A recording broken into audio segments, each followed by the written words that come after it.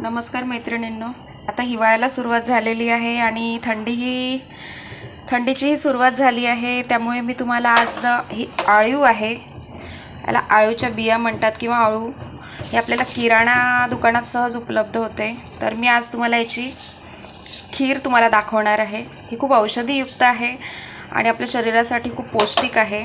थंडीमध्ये जे आपलं हातापायाचं दुखणं आहे, आपलं सीझर झाल्यावर जे मणक्याचं दुखणं होतं, कमरेचं दुखणं असतं, त्यासाठी खूप उपयुक्त आहे। ही डिलिव्हरीमध्ये देतात, पण मी दरवर्षी हिवाळ्यामध्ये 4 महिने रोज तर मी तुम्हाला ती रेसिपी शेअर करत आहे। मी एक पातेलं ठेवलेलं आहे आणि त्यामध्ये मी तूप घालते।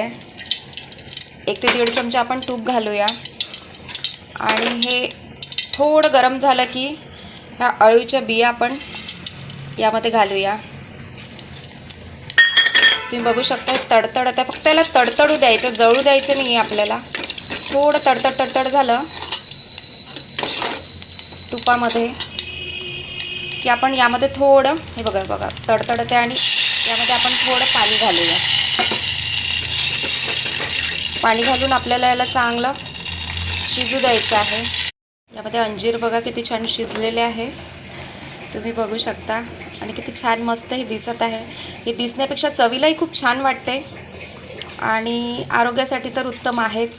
त्यामुळे नक्की ट्राय करा मैत्रिणींनो, आणि शेअर, लाईक, सबस्क्राईब जरूर करा। थँक्यू। आपली अळूची खीर आता रेडी झालेली आहे आणि तुम्ही बघू शकता किती छान याला रंगही आलेला आहे। चव इतकी मस्त असते, पण ही आपल्या आरोग्यासाठी इतकी उत्कृष्ट आहे। ही रेसिपी मला माझ्या आजीने शेअर केलेली होती। मला आजीने ही खीर बनवून दिलेली होती आणि तेव्हापासून दरवर्षी मी ही खीर न चुकता बनवते।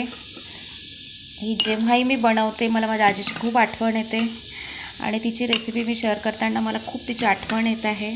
ती आता ह्यात नाही आहे, पण मैत्रिणींनो मी ही रेसिपी तुम्हाला शेअर करते आणि यापासून तुम्हाला नक्कीच फायदा मिळेल। तुम्ही बघू शकता ही खीर तुम्ही नक्की। पप्पा उन्हात पेपर वाचत बसलेले आहे आणि त्यांना मी आता ही बनवलेली खीर देते आहे।